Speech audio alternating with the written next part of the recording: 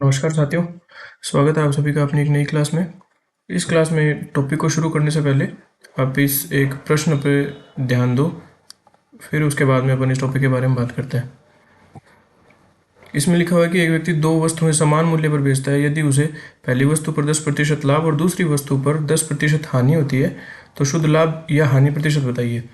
इसमें यदि आपका आंसर 0 लाभ या फिर 0 हानि है तो अपन इस कंपटीशन में काफ़ी पीछे हो जाते हैं, क्योंकि प्रश्न देखने में सिंपल सा लगता है कि 10% का तो प्रॉफिट है, कि एक में 10% का प्रॉफिट हो गया, एक में 10% का लॉस हो गया, और 0% प्रॉफिट या फिर लॉस हो गया। नॉर्मली अपन यही सोच पाते हैं, लेकिन ये आंसर बिल्कुल सरासर गलत है। और अगर हम एग्ज़ाम में ये थॉट प्रोसेस अपन बिल्ड ना कर पाए तो ज़्यादा समस्या होती है। और ये प्रश्न आप देख के आपको समझ में आ गया होगा कि अपन आज के टॉपिक में, आप आज की क्लास में प्रॉफिट एंड लॉस शुरू करने वाले हैं। अब अपना टॉपिक यही रहेगा। आगे की 6-7 क्लासेस में अपन इस टॉपिक को ख़त्म करेंगे और ऐसे वाले क्वेश्चन अपन इस तरीके से हल करेंगे कि अपन विदाउट पेन भी इसका सॉल्यूशन निकाल सकते हैं। जैसे कि इस टॉपिक में एक 10% प्रॉफिट दिया हुआ है, 10% लॉस दिया हुआ है, तो इसका आंसर क्या होगा? 1% लॉस होगा इसका आंसर। और इसमें अपन को पेन चला के सोल्व करने की भी ज़रूरत नहीं है। जब अपन इस टाइप के क्वेश्चन करेंगे तब इसमें अपन डिटेल से बात करेंगे, लेकिन ये अभी एक एग्जांपल के लिए था कि आजकल के पेपर में प्रश्न ज़्यादा लेंथी आते हैं और साथ में उनकी जो भाषा होती है वो घुमाने वाली होती है। प्रश्न उतने मुश्किल नहीं होते, लेकिन उनकी भाषा उनको मुश्किल बना देती है।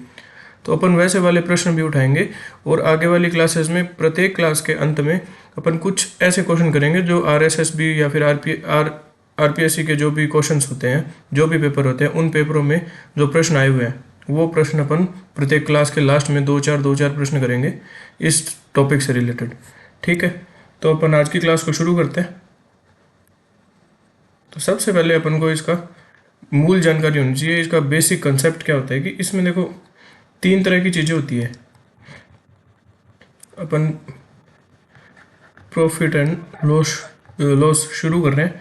इसमें 3 तरह की चीज़ें हैं। पहली तो है, एक तो होता है CP, एक होता है SP और एक होता है MP। ये अपन ने इनकी शॉर्ट फॉर्म्स लिखी है। CP क्या होता है? CP होता है कॉस्ट प्राइस, SP होता है सेलिंग प्राइस और ये होता है मार्क्ड प्राइस। ठीक है, और इन सब को हिंदी में क्या क्या होता है? ये तो होता है कॉस्ट प्राइस, मतलब या तो इसको कह सकते हैं लागत या फिर क्रय मूल्य। ठीक है, सेलिंग प्राइस को कहते हैं विक्रय मूल्य और मार्क्ड प्राइस को कहते हैं अंकित मूल्य। ठीक है, इस तरह के 3 मूल्य होते हैं अपने पास। ठीक है, प्रत्येक मूल्य की अलग अलग पहचान होती है और अलग अलग इनके इम्प्लीमेंट होते हैं अपने अपने हिसाब से। तो इसमें आगे क्या देखेंगे अपन कि कॉस्ट प्राइस हमेशा 100% मान के चलते हैं। ठीक है, और उससे कॉस्ट प्राइस अगर 100 है, उसका सेलिंग प्राइस या तो कुछ उसमें ऐड होता है या फिर कुछ घटाते हैं तो अपना सेलिंग प्राइस निकलता है। जैसे कि सेलिंग प्राइस 100 से ज़्यादा भी हो सकता है, जैसे कि 110 भी हो सकता है, या फिर ये 90 भी हो सकता है। तो 110 कैसे होगा? कि जब उसमें 10 भाव अपन बढ़ा दें। या फिर 90 कैसे बनेगा? अपन कॉस्ट प्राइस में से 10 कम कर दें।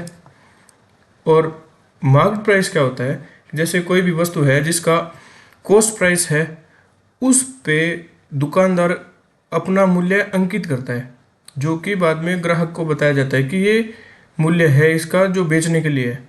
लेकिन उस पे मार्केट प्राइस पे वो छूट देते हैं और छूट देने के बाद में उसका सेलिंग प्राइस अलग हो जाता है। जैसे कि एक इस चीज़ को अपन उदाहरण से समझते हैं कि इन चीज़ों में डिफरेंस क्या है, इन चीज़ों में फ़र्क कहाँ पे बिल्ड होता है। देखो, एक चीज़ है यदि 100 रुपए की और उसके ऊपर इन्होंने 50 अंकित मूल्य कर दिया और ये है 100 कॉस्ट प्राइस। और फिर उसके बाद सेलिंग प्राइस आता है 120 रुपये। ठीक है, तो ये कॉस्ट प्राइस है ना, कॉस्ट प्राइस पर इसने 50 रुपये बढ़ा के अंकित मूल्य क्या कर दिया, 150 कर दिया। इसका मतलब ये है कि दुकानदार ने कोई चीज़ को 100 रुपये में खरीदा और उसके बाद उसके रैपर पे 150 रुपये अंकित कर दिए। फिर उसने इस चीज़ को 120 रुपये में ये कह के बेचा कि 2% का की छूट या बट्टा दिया है। ठीक है, तो 150% कोई मार्क्ड प्राइस है, उसमें 20% की छूट देते हैं। मतलब 150 का 20% कितना हो गया, 30 रुपये हो गया। और 150 में से 30 घटाएंगे तो 120 आएगा। तो ये सेलिंग प्राइस हो गया। इसका फ़ायदा क्या हुआ दुकानदार को कि उसने मार्केट प्राइस 150 बताया, तो ग्राहक को तो ये लगता है कि इसकी चीज़ का मूल्य 150 रुपये है और उसने हमको छूट दी है। लेकिन असल में होता क्या है, असल में कॉस्ट प्राइस इसका 100 था और सेलिंग प्राइस 120, तो इसने 20% प्रॉफिट पे इस चीज़ को सेल किया है। ठीक है, तो ये मोस्टली ये कंसेप्ट रहने वाला है अपना कि एक तो मूल्य देगा कॉस्ट प्राइस का, उसमें मार्केट प्राइस अलग से अंकित हो जाता है और फिर सेलिंग प्राइस आ जाता है। और सूत्र क्या रहता है, या तो प्रॉफिट या लॉस होता है upon cost price multiply by 100। इससे क्या निकलता है, प्रॉफिट परसेंटेज या लॉस परसेंटेज आता है कि कोई चीज़ है इसमें इसको 20 रुपये का लाभ हो रहा है, तो प्रतिशत लाभ या हानि निकालिए। तो जितना रुपया दिया हुआ है वो ऊपर आएगा, नीचे हमेशा कॉस्ट प्राइस पे प्रॉफिट और लॉस काउंट होगा। प्रॉफिट और लॉस जब भी काउंट करेंगे हमेशा कॉस्ट प्राइस पे काउंट करेंगे और मल्टीप्लाई बाय 100 कर देंगे। एक बार दोबारा अपन देख लेते हैं कि CP, SP और MP इन तीनों में क्या डिफरेंस होता है। एक कोई चीज़ थी 100 रुपये की, उसका सेलिंग प्राइस था 120 रुपये, 120 में सेल किया, जबकि उसका मार्केट प्राइस कितना था 150 रुपये। 150 से उसने 120 पर सेल कर दिया, तो इसने तो 20% की छूट दे दी दुकानदार ने, लेकिन इसने यहाँ से 100 रुपये में तो चीज़ खरीदी थी और 150 अंकित कर दिए, तो 20 रुपये का इसने प्रॉफिट कमा लिया। ठीक है, तो मोस्टली इसी पे अपन प्रश्न करने वाले हैं। और पहले वाली क्लासेस में अपन ने एक तो परसेंटेज पढ़ा है और एक मिक्सचर पढ़ा है। ये दोनों चीज़ें इस वाले टॉपिक में भर भर के काम आएगी और क्वेश्चंस को इजी बनाएगी। तो ये क्लास अटेंड करने से पहले अगर आप प्रतिशत और मिक्सचर वाली क्लास ले लेते हैं तो ये क्लासेस समझना आपके लिए ज़्यादा आसान होगा। और ये जो टॉपिक अपन लेके चल रहे हैं P&L, ये वैसे पिछली भर्ती में ज़्यादा इंपॉर्टेंट नहीं था, लेकिन ये एक रीढ़ की हड्डी मान सकते हैं अपन, जो आगे के सारे टॉपिक्स में अपन अपने अंदर कॉन्फिडेंस लेके आता है कि अगर ये टॉपिक अपना क्लियर है तो अपन दूसरे क्वेश्चंस भी अटेम्प्ट आराम से कर पाते हैं। और एक प्रश्न में यदि अपन 2 से 3 मिनट लगाते हैं तो अपन पेपर में वैसे ही पिछड़ जाते हैं। तो इस वाली क्लासेस में अपन कुछ एक ट्रिक्स पे और कुछ स्ट्रेटजीज पे भी काम करेंगे और फॉर्मूलाज ऐसे लाएंगे जो अपने क्वेश्चंस को ईजी करेंगे और अपना टाइम कंज्यूमिंग कम होगा। तो मोस्टली अपन 1 से 1.5 मिनट में प्रश्नों को करने का प्रयास करेंगे। तो ठीक है, इसके साथ अपन आज की क्लास को शुरू करते हैं। ये अपन ने एक बार कंसेप्ट देखा था कि प्रॉफिट परसेंटेज, लॉस प्रतिशत क्या होता है, कॉस्ट प्राइस क्या होता है, सेलिंग प्राइस क्या होता है और मार्केट प्राइस क्या होता है। तो इससे रिलेटेड अपन पहला प्रश्न देखते हैं। एक बार आप इस प्रश्न को पढ़ो, फिर अपन इसको सॉल्व करेंगे कि किसी वस्तु का एक क्रय मूल्य 12,000 रुपये है, इसे कितने रुपए में बेचा जाए ताकि 25% का लाभ हो। इस प्रश्न को अपन 2 से 3 तरीके से कर सकते हैं। इसमें दिया हुआ क्या है, क्रय मूल्य दिया हुआ है, मतलब अपन को CP दिया हुआ है, कितना 12,000 दिया हुआ है, कितने रुपए में बेचा जाए ताकि 25% का लाभ हो जाए। प्रॉफिट निकालना है अपन को, कितना चाहिए, 25% चाहिए। इसके लिए अपन क्या करेंगे, 12,000 का या तो अपन सीधा 25% निकाल लें, 25%, ये 0 से ये 0 कैंसिल हो गए। ठीक है, और 1 0 ये आ गई।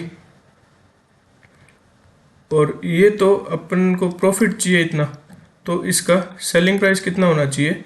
सेलिंग प्राइस हमेशा कैसे निकलता है, सेलिंग प्राइस का फॉर्मूला हो गया कॉस्ट प्राइस प्लस या माइनस, प्लस तो हमेशा करते हैं प्रॉफिट को, अगर लॉस हो रहा है तो सीपी में से लॉस घटा देंगे तो अपना सेलिंग प्राइस आ जाएगा।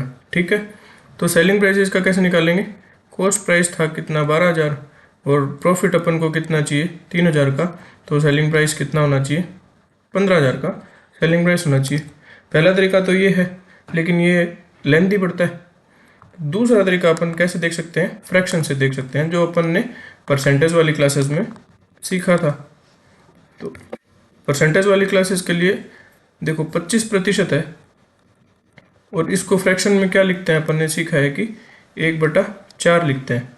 ठीक है, कितने रुपए में बेचा जाए ताकि 25% का लाभ हो जाए, नीचे वाली हमेशा कॉस्ट प्राइस होगी और 4 तो कॉस्ट प्राइस हो गया, तो ऊपर क्या पूछा है इसने, लाभ पूछा है, तो 1 क्या हो जाएगा, 1 का लाभ चाहिए। तो मतलब क्या है कहने का कि 4 की चीज़ पर 1 का लाभ चाहिए। तो अगर कोई चीज़ का कॉस्ट प्राइस 4 है तो अपन को 5 का मान निकालना है। ठीक है, तो 4 कॉस्ट प्राइस दिया हुआ है, 4 की वैल्यू प्रश्न में कितनी दी हुई है 12,000, तो 5 का मान कैसे निकालेंगे, 12,000 बटा में 4 गुणा में 5, तो ये आ गया 3,000, कैंसिल आउट करेंगे तो सीधा 15,000।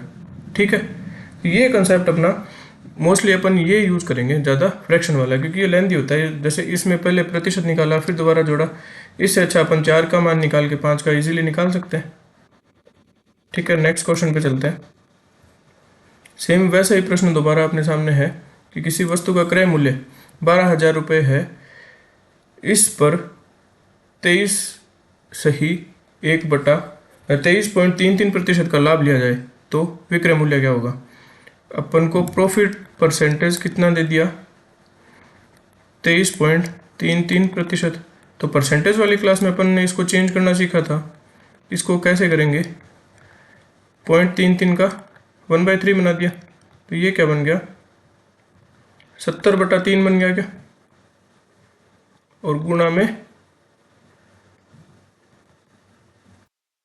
1/प्रतिशत का 1/100 हो गया, तो ये 0 से ये 0 कैंसिल हो जाएगी, तो ये बचेगा 7/30। फ्रैक्शन अपना ये बन गया।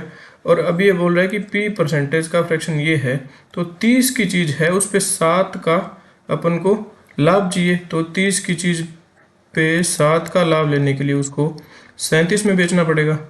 30 क्या है, कॉस्ट प्राइस है, तो 30 का मान अपन को दिया हुआ है कितना, ये वाला 12,000, तो 30 को 12,000 के बराबर करेंगे, 0 से 0 कैंसिल हो जाएगा और 1 की वैल्यू कितनी आ जाएगी 400। तो इसी प्रकार अपन 37 की वैल्यू निकाल लेंगे, 37 के 4 से मल्टीप्लाई करेंगे तो अंत में 800 आना चाहिए अपने आंसर में, अंत में 800 इसी में आ रहा है, तो ये टिक लगा देंगे अपन। ठीक है, नेक्स्ट क्वेश्चन पे चलते हैं। किसी वस्तु को 4,000 रुपये में बेचने पर 400 रुपये का लाभ होता है। ठीक है, अब 4,000 रुपये में बेचने पर इसने सेलिंग प्राइस बता दिया अपन को कितना है 4,000 है, और लाभ इसमें कितना है, प्रॉफिट कितना बना 400 का, तो सेलिंग प्राइस में से प्रॉफिट घटाते हैं तो अपना कॉस्ट प्राइस आता है, तो इससे कॉस्ट प्राइस कितना आ जाएगा 4,000 में से 40 घटाया तो 3,960 आ गया। उसे कितने में बेचा जाए कि 1,000 रुपये का लाभ हो। अब कॉस्ट प्राइस अपना 3,960 है, इसमें अपन को 1,000 रुपये का लाभ लेना है, तो इसको बेचेंगे कितने में, सॉरी 400 रुपये का लाभ होता है ना, तो इसको 400 करेंगे यहाँ से, तो अपना ये बन जाएगा 3,600। अब 3,600 कॉस्ट प्राइस है, 1,000 रुपये का अपन को प्रॉफिट लेना है, तो इसको कितने में बेचेंगे 4,600 में बेचेंगे, ये अपना आंसर हो जाएगा। ठीक है, अपन ने 3 क्वेश्चन सेम टाइप के करे और इस क्वेश्चन न्यू टाइप का प्रश्न है ये, एक बार आप इस प्रश्न को पढ़ो।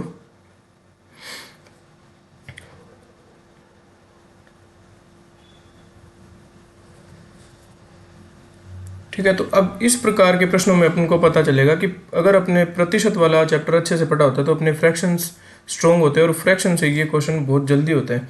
नहीं तो अपन को देखो अलग अलग प्रतिशत निकालने पड़े सबके और फिर उसके बाद में अपन उसको सोल्व करेंगे तो बहुत ज़्यादा टाइम कंज्यूमिंग हो जाते हैं इस तरह के प्रश्न। तो इसमें क्या बताया कि एक तो है 10%।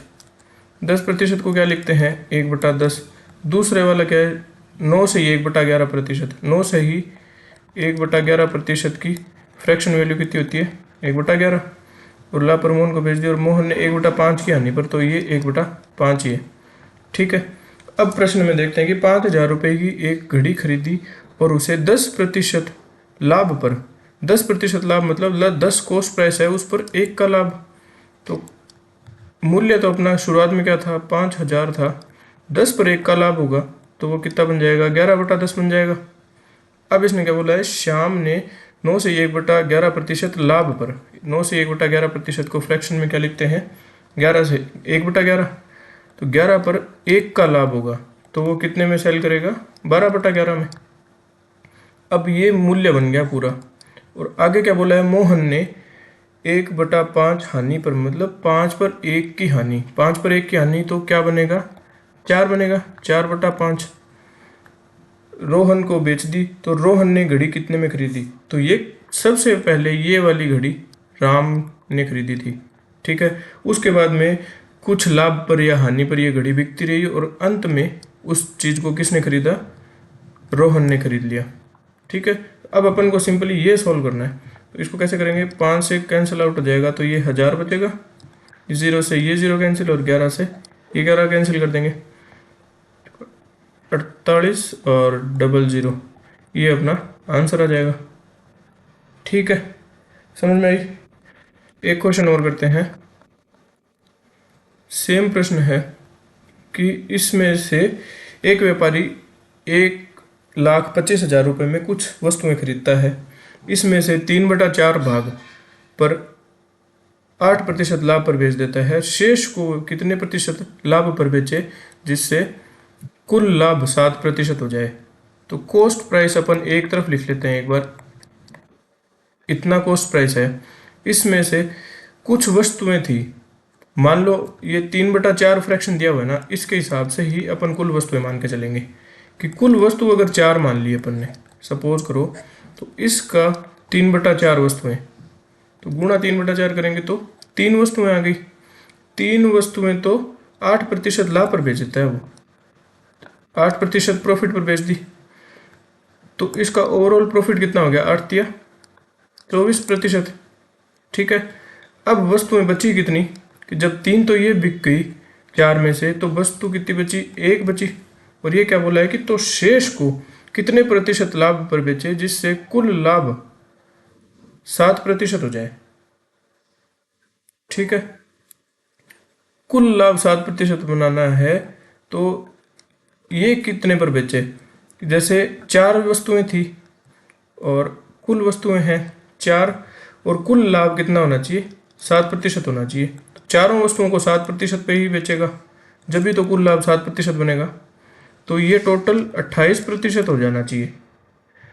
28% ओवरऑल चारों चीज़ों को बेचने पे हो जाना चाहिए। और अपन ने 3 चीज़ें बेची है और 24% लाभ ले चुके हैं। तो इस एक वस्तु को कितने पर बेचना पड़ेगा जो 24 में ऐड करने के बाद अपना आंसर 28 आ जाए। तो एक वस्तु को 4% पे बेचना पड़ेगा क्या, जिससे ये 24 और 4 28 बन जाएंगे। ठीक है। तो इस प्रकार निकालेंगे। तो इस एक को 4% पे बेचना पड़ेगा, ये अपना आंसर हो जाएगा। ठीक है। नेक्स्ट क्वेश्चन करते हैं।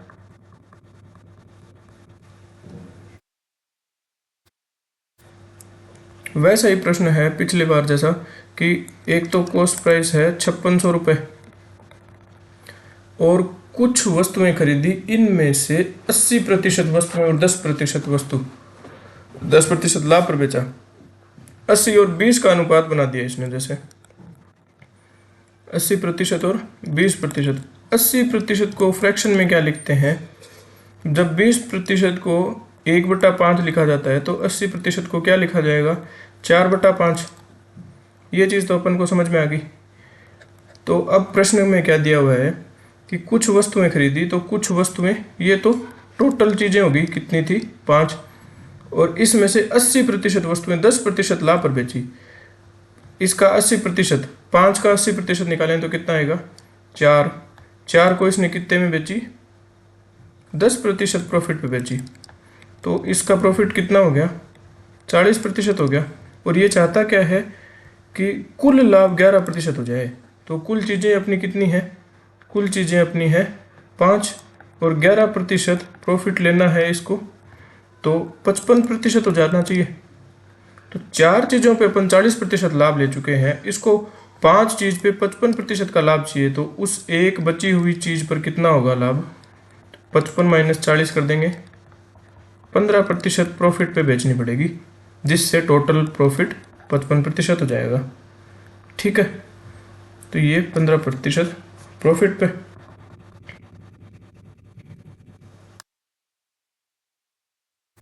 सेम क्वेश्चन है, ये क्वेश्चन आप ट्राई करना, अगर ना हो तो अपन नेक्स्ट क्लास में इसको दोबारा देखेंगे। अब इसने देखो प्रतिशत की जगह सीधा फ्रैक्शन बता ही दिया कि 4/7 वस्तुओं को 8% लाभ पर बेच देता है। तो 4/7 का मतलब क्या है, 7 तो क्या है टोटल है, उसमें से 4 चीज़ें, 4 चीज़ें ये कितने पर बेचता है, 8% लाभ पर बेचता है, 8%। तो इसका 32% का प्रॉफिट तो यहाँ हो गया। और ये क्या चाहता है, शेष कितने प्रतिशत पे बेचे, ताकि कुल लाभ 10% हो जाए। तो कुल चीज़ें कितनी है, 7 है, 7 पर इसको क्या चाहिए, 10% का प्रॉफिट चाहिए, इसको 70% प्रॉफिट चाहिए।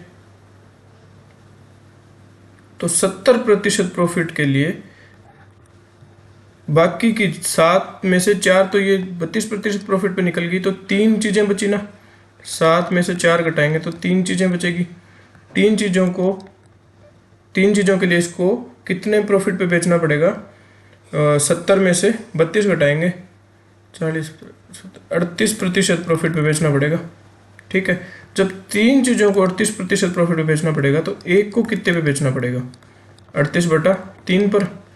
ये अपना आ जाएगा 1, 2, 12 से 2/3%, मतलब 12.66% आ जाएगा। ठीक है, नेक्स्ट क्वेश्चन करते हैं। कुछ वस्तुएं खरीदता है, उसमें से 66.66% वस्तु इतने लाभ पर बेची गई, शेष कितनी प्रतिशत लाभ पर बेची जाए ताकि कुल 6% लाभ हो जाए। देखो कुल लाभ 6 चाहिए और इसने 66.66%, 66.66% को फ्रैक्शन में क्या लिखते हैं, 1/3 को 33.33 लिखते हैं, तो 2/3 को 66.66 लिख देंगे। ये क्या हो गया, ये टोटल चीज़ें हो गई, और कुल लाभ कितना चाहिए, कुल लाभ 6% हो जाए, तो 3 है वस्तुएं, और प्रत्येक पे अगर ये 6% लाभ लेगा तो इसका कुल लाभ 18% हो जाएगा। और यहाँ ये क्या कर रहा है, इतनी चीज़ें 5% लाभ पर बेच रहा है, मतलब 66.66 चीज़ें, इसमें से दो चीज़ को ये 5% प्रॉफिट पे बेच रहा है, तो 10% हो गया। अब बची हुई चीज़ कितनी है, ये तो है वस्तुएं, 3 में से 2 जाएगा तो एक वस्तु को कितने प्रॉफिट पे बेचेगा ये, कि 18 में से 18% तो टोटल चाहिए, 10% प्रॉफिट ले चुका, तो 8% प्रॉफिट पे ही बेचनी पड़ेगी एक चीज़ को। ठीक है, नेक्स्ट क्वेश्चन पे चलते हैं। कुल वस्तुओं को 1/7 भाग 5% लाभ पर और 2/7 भाग, अभी भी अपन कुल चीज़ें देखो 1/7 दिया हुआ है और 2/7 दिया हुआ है, टोटल चीज़ें 7 है, यहाँ पे भी टोटल चीज़ें 7 है, तो अपन 7 लेके इस क्वेश्चन को सोल्व कर सकते हैं। और अगर फ्रैक्शन हमको ऐसा दे दे जिसमें हर सेम ना हो, तो अपन को हर को सेम बनाना पड़ेगा। यहाँ पे तो दोनों सेम है, तो अपन 7 को तो क्या ले लेंगे, टोटल वस्तु ले लेंगे 7, इसको इस प्रकार अपन सोल्व कर लेंगे। और ये चाहता क्या है, शेष कितने प्रतिशत बचा जाएगी, जिससे कुल लाभ 9% हो जाए। कुल चीज़ें कितनी है, 7 है, लाभ चाहिए 9% का, तो टोटल लाभ इसको कितना चाहिए, 63% चाहिए। उसमें से 7 में से एक चीज़ तो 5% लाभ पर बेच दी, एक चीज़ तो बेच दी 5% लाभ पर, तो 5% का लाभ हो गया। और 7 में से 2 चीज़ें इसने 10% लाभ पर बेच दी, 2 चीज़ें 10% लाभ पर बेची, तो ये 10 गुणा 2 20% हो गया। तो इनका ऐड करेंगे तो कितना बन जाएगा, 25%। अब देखो चीज़ें 3 हो गई, 3 चीज़ों को 25% लाभ तो इसने ले लिया, तो शेष कितनी बची, 7 में से 3 घटाएंगे तो शेष बची 4 चीज़ें। और इसको प्रॉफिट चाहिए कितना, 63 माइनस 25 का प्रॉफिट चाहिए, तो इसकी वैल्यू कितनी आएगी, 30, 60, 38। तो 4 चीज़ों पर इसको 38% प्रॉफिट चाहिए, तो एक चीज़ पर निकाल लेंगे अपन 38/4, 9.5% प्रॉफिट। एक लास्ट की जो चीज़ बची है उसको 9.5 पे सेल करेगा, तो इसका टोटल प्रॉफिट 63% आ जाएगा। ठीक है, नेक्स्ट क्वेश्चन पे चलते हैं।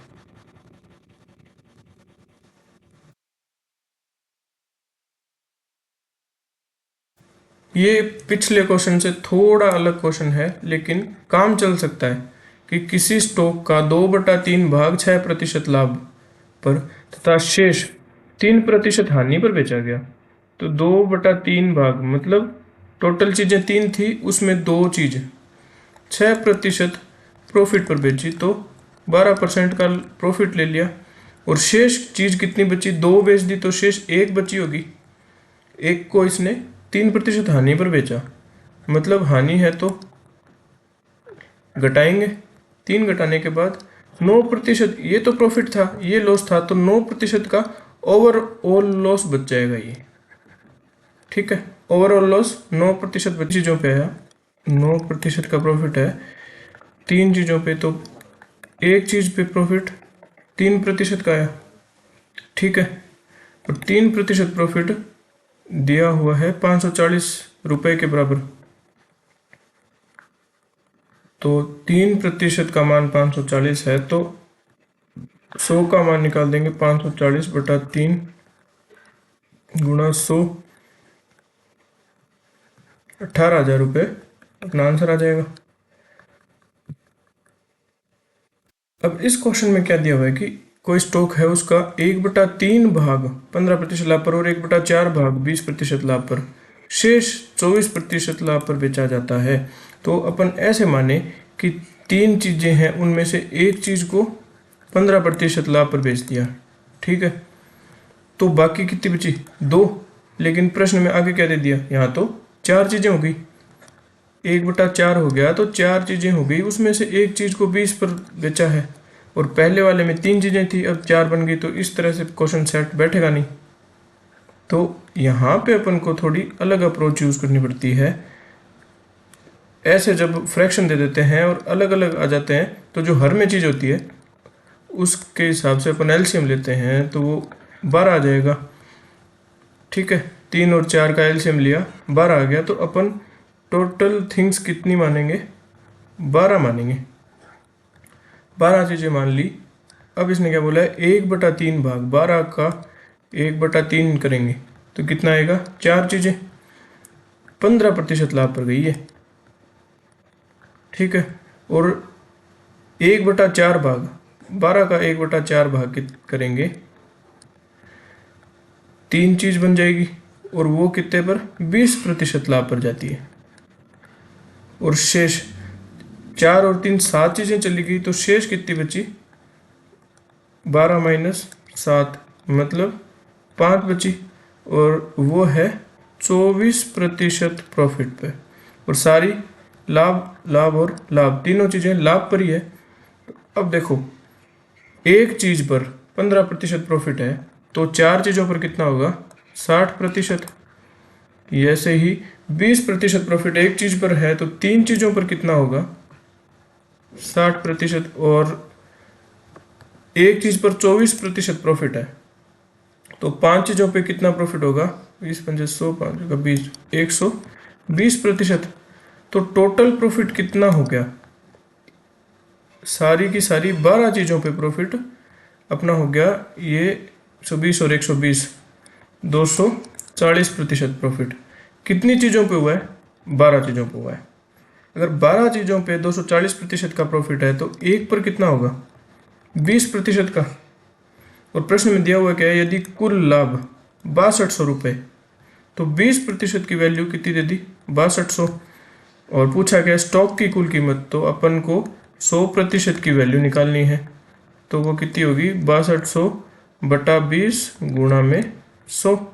ये ज़ीरो कैंसिल हो जाएगी, 31000, ये अपना आंसर आ जाएगा।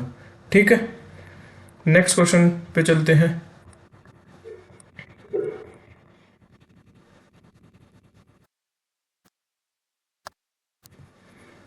पांच वस्तुओं का क्रय मूल्य तो बराबर है यदि पहली वस्तु को 10% लाभ पर बेचा, दूसरी को 20% हानि पर बेचा।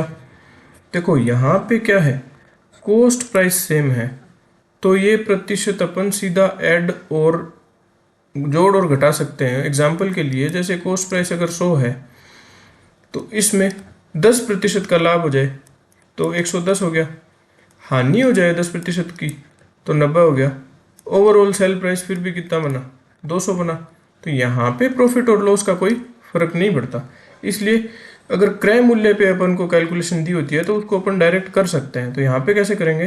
पहली वस्तु को तो 10% लाभ पर बेचा, ठीक है, प्रॉफिट। दूसरी को 20% हानि पर बेचा, -20। तीसरी 15% लाभ पर बेचा गया तो प्लस का 15। और चौथी को 25% लाभ पर बेचा गया तो प्लस का 25। पांचवी को 5% हानि पर बेच दिया तो 5 का माइनस। तो इस व्यापार का शुद्ध लाभ या हानि प्रतिशत निकालिए। तो कैसे निकलेगा? 20 था और ये कितना हो गया? 20, 30, 40, 50, 55, प्लस के और माइनस नहीं, 10, 20, 40, 50, 50 तो हो गए प्लस के और माइनस कितने हो गए? ये 20 और 5, 25 हो गया माइनस का। तो प्रॉफिट हुआ कितना? 25% का। और कितनी चीज़ों पे हुआ? 5 वस्तुएं दी हुई है, तो 5 पे 25% का प्रॉफिट है, तो एक वस्तु पर कितना होगा? 5% का प्रॉफिट होगा क्या? तो एक पर 5% का प्रॉफिट होगा। ठीक है, और ये कैलकुलेशन अपन ने डायरेक्ट परसेंटेज ऐड और माइनस क्यों करे? क्योंकि अपन को क्रय मूल्य बराबर दिया हुआ था। अगर सेलिंग प्राइस इक्वल हो, और जैसे शुरू में अपन ने क्लास शुरू करने से पहले क्वेश्चन देखा था, उसमें सेलिंग प्राइस सेम था, और 10% का प्रॉफिट और 10% का लॉस था, तो वहाँ पे अपन ने क्वेश्चन डायरेक्ट जोड़ के नहीं करा। तो यहाँ अपन कर सकते हैं क्योंकि कॉस्ट प्राइस तो सेम ही है। लागत अगर कोई चीज़ अपन 100 रुपए की दो चीज़ें ले आए, जैसे एग्जांपल के लिए देखते हैं 100 और 100 रुपए की तीन चीज़ें ले ली। एक में तो फ़ायदा हुआ 20 का, दूसरी में 10 का नुकसान हो गया, और तीसरी में 10 का नुकसान हो गया। तो ये 10 इस 20 में से कम हो ही जाएगा ना।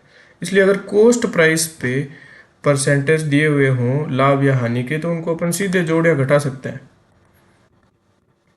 इस क्वेश्चन में क्या है, किसी वस्तु को 1250 रुपये में बेचने पर जितने रुपए की हानि होती है उतने ही रुपए का लाभ होता है अगर वस्तु को 1750 रुपये में बेचा जाए। तो इसको अपन देखते हैं, ये न्यू टाइप का आ गया, और इसमें इस तरह के क्वेश्चन कैसे सॉल्व करेंगे कि देखो, एक कोई कॉस्ट प्राइस है, ठीक है, इसको 1250 रुपये में बेचा है, एक तो 1250 रुपये में सेल करा तो हानि हुई कितनी पता नहीं, और एक इसको 1750 रुपये में बेचा, हानि हुई कितनी हुई वो पता नहीं, लेकिन लाभ ये और हानि बराबर है, तो 1750 रुपये में बेचने पे तो प्रॉफिट हुआ है, और 1550 रुपये में बेचने पे हानि हुई है। तो इनके बीच का जो अंतर है वो कैसे निकलेगा? वो ऐसे निकलेगा, 1750 में से 1250 घटाएंगे तो कितना आएगा 005, तो 500 आ जाएगा। और इधर ये क्या है, इन दोनों के बीच की कुल मिला के अंतर कितना हो गया, एक x का अंतर तो ये हो गया और एक x का अंतर ये हो गया, तो टोटल अंतर कितना हो गया 2x का हो गया। ठीक है, तो 2x की वैल्यू जब 500 है तो अपन x की वैल्यू निकाल सकते हैं क्या, x की वैल्यू कितनी हो जाएगी 500/2, 250 अंतर हो जाएगा। अब x क्या आया, चाहे x को आप प्रॉफिट मान लो चाहे लॉस मान लो, कि इधर बोला है तो -250 करा तो 1250 आया, तो यहाँ पे 1250 से वापस कोस्ट प्राइस पे जाएंगे तो 250 जोड़ना पड़ेगा, तो कोस्ट प्राइस अपना आ जाएगा 1500 रुपये। और दोबारा देखते हैं, अगर x का लाभ अपन मानते हैं तो लाभ कितना होगा 250 का, और 1500 में 250 का लाभ करते हैं तो 1750 आ जाता है। तो इस तरह अपना कोस्ट प्राइस 1500 आएगा।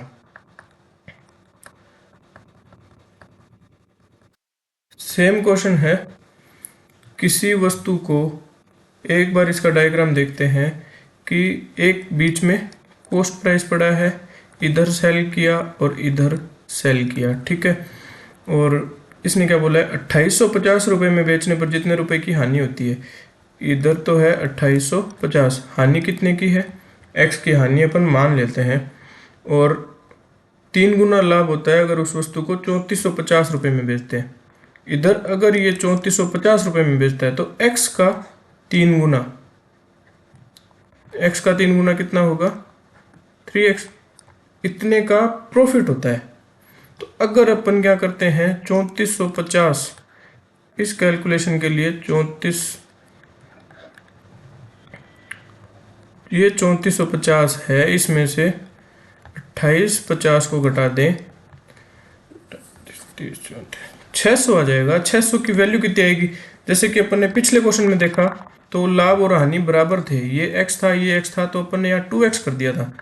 इस वाले में क्या है, ये तो हानि है -x की और इसका 3 गुना लाभ है, तो x और 3x जुड़ेंगे तो 4x की वैल्यू 600 के बराबर आ जाएगी।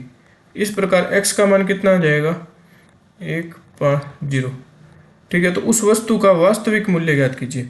अब अगर अपन 2850 से भी मूल्य निकाल सकते हैं और 3450 से भी निकाल सकते हैं। कैसे निकालेंगे, x की वैल्यू कितनी है 150 दी हुई है, और ये घटाने के बाद में 2850 आया था, तो वापस CP पे पहुंचेंगे तो 2850 में 150 ऐड करने पड़ेंगे, तो वो कितना हो जाएगा 2900, 3000।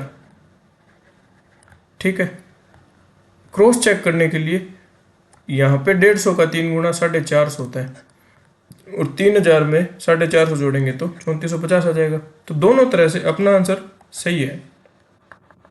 नेक्स्ट क्वेश्चन देखते हैं,